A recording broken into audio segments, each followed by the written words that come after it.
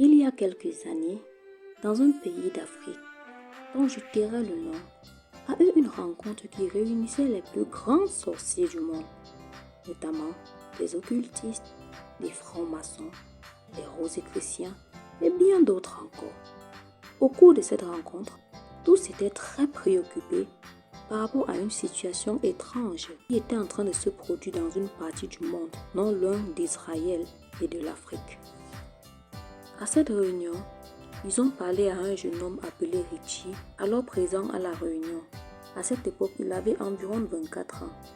Il était l'un des plus grands occultistes de son pays et avait été chargé de recruter des enfants et des étudiants très intelligents et surdoués dans les sectes.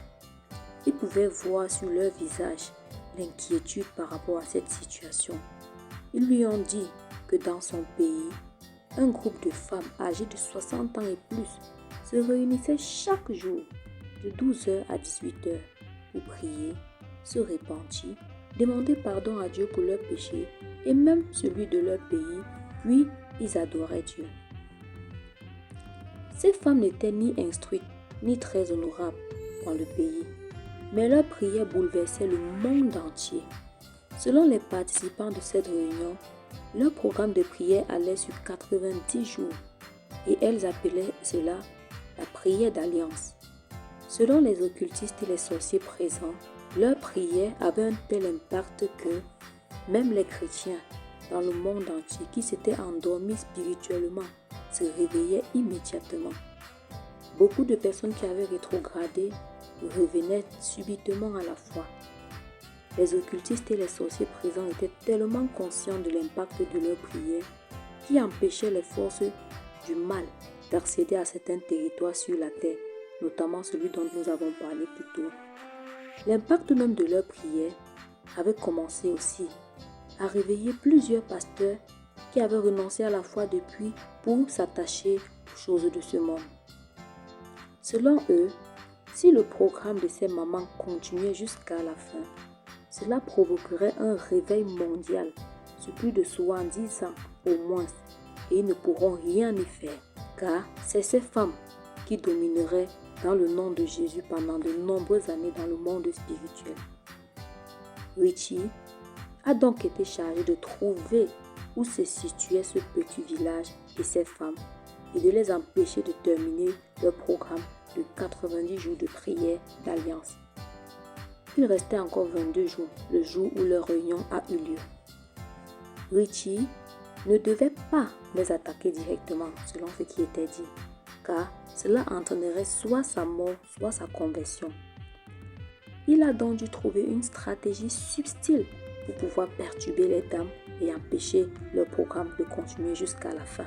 Pour la mission, il a reçu une grosse somme d'argent qui avoisinait un demi-million de dollars. Et à la fin, il devait recevoir une somme plus élevée et un grade encore même plus élevé dans la secte. Il est rentré dans son pays déterminé à saboter ce rassemblement car il y voyait surtout une opportunité de davantage gagner en pouvoir. Au fond de lui, il se demandait quand même quelle est cette puissance qui arrivait à troubler autant les plus grands du monde. Il s'était toujours dit que leur puissance était la plus grande, la meilleure, car c'est presque eux qui gouvernaient dans tous les pays du monde et dans toutes les grandes sphères de la société. Les femmes de leur côté, comme beaucoup de chrétiens, nés de nouveau d'ailleurs, ne savaient même pas ce qui se passait dans la réalité. Elles ne mesuraient même pas l'impact de leur prière. Et elles ne savaient pas que leur prière avait un tel impact au point où, dans le monde entier, des dirigeants et beaucoup de personnes se réunissaient pour devoir les stopper. Elles priaient simplement et mettaient leur confiance en Dieu pour un changement dans leur vie, dans leur village et dans leur pays. Elles ne savaient pas qu'elles perturbaient l'écosystème spirituel mondial par leur engagement à prier fidèlement pendant 90 jours durant 6 heures jusqu'au bout. Dans leur prière, c'est-à-dire la prière d'alliance qu'elles avaient priée, elles devaient simplement être les 20 membres du départ, plus le jeune pasteur de l'église. C'était en effet une nouvelle église implantée dans le village et le pasteur, qui était jeune et qui n'avait pas d'autorité spirituelle sur lui, mais qui aimait le Seigneur, avait décidé de cibler ce village-là comme son lieu d'évangélisation et d'impact.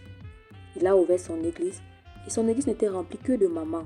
Il a donc eu à cœur d'organiser ce programme-là pour qu'il y ait un réveil dans le village, mais il ne savait pas que son programme aurait un impact mondialement. Avec les femmes, il devait être présent tous les jours à l'église de 12h à 18h et être toujours ponctuel. Ils ont même pris l'engagement que si une seule d'elles perdait une seule minute, ils recommenceraient le cycle de prière à nouveau. Du coup, toutes se battaient pour arriver toujours 30 minutes avant, ainsi que le pasteur. Alors pour les perturber dans leur engagement, Richie a donc utilisé une stratégie subtile et sournoise. Il a envoyé 2 jeunes femmes sorcières qui travaillaient pour lui. C'étaient des étudiantes à l'université où il était envoyé comme missionnaire pour recruter les enfants surdoués et les introduire dans les sectes. Elles travaillaient pour lui en son compte. Il les envoyait souvent dans des missions et les payait de grosses sommes d'argent. Elles étaient ainsi toujours très belles, bien vêtues et poussaient beaucoup de jeunes à tomber dans des vies sexuelles diverses. Il a donc envoyé ces jeunes dames au sein du groupe pour tenter de s'infiltrer et de prier avec elles. L'objectif était de trouver les faiblesses de chaque membre du groupe et aussi les failles. Le jeune pasteur passait par des moments difficiles financièrement. Les jeunes filles lui ont donc donné la dîme qui allait à presque $100. Ce pasteur n'avait jamais reçu une telle offrande depuis qu'il avait commencé son ministère. Pour un village où les offrandes tournaient autour de $20, c'était une somme énorme. Le pasteur qui les dirigeait a accepté cet argent aveuglément, sans même se soucier de savoir si Dieu était d'accord avec lui. Elles lui ont dit que le Seigneur leur a même mis à cœur de joindre le groupe pour pouvoir prier avec eux et aussi de l'offrir une grande maison, une voiture et d'autres choses encore. Ce pasteur n'a donc pas discerné l'origine de ces femmes et a juste accepté. Le programme était déjà en train de tirer vers sa fin. L'une des femmes s'est rendue compte qu'ils ne respectaient plus leur engagement de départ. Elle a voulu interpeller donc le pasteur. Mais celui-ci, dont le cœur était déjà tellement souillé et attaché par les petites richesses matérielles qu'il obtenait, ne s'est même pas rendu compte. Et dans la colère, il lui a dit qu'elle ne voulait pas le progrès de son église. Il l'a maudite et lui a dit que si elle ne voulait pas rester avec eux, elle pouvait s'en aller. La femme est rentrée chez elle très en colère et c'est ainsi que le groupe a commencé à s'effriter. L'une des sorcières a commencé à faire des recherches sur chacune des femmes et a découvert aussi que l'une des mamans du groupe était très en colère de sa mère et ne lui avait pas pardonné. Quoique morte, elle n'avait toujours pas réussi à pardonner à sa mère bien de choses. Un jour, lorsque devait avoir lieu la suite de la prière, donc, elle est arrivée tôt, 30 minutes avant, et a dit à cette femme, « Comment va ta mère ?» Cette femme s'est tellement mise en colère contre elle et lui a dit de ne plus jamais prononcer le nom de sa mère. Elle s'est fâchée et elle a aussi quitté l'église ce jour-là, très en colère. C'est ainsi qu'elles ont dispersé les femmes. L'atmosphère a commencé à être tendue et morose. Les femmes, y compris le pasteur, n'ont pas pu tenir jusqu'à la fin et le groupe a été dispersé.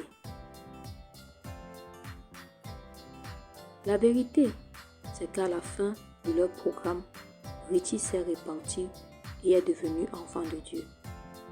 Mais le mal était déjà fait.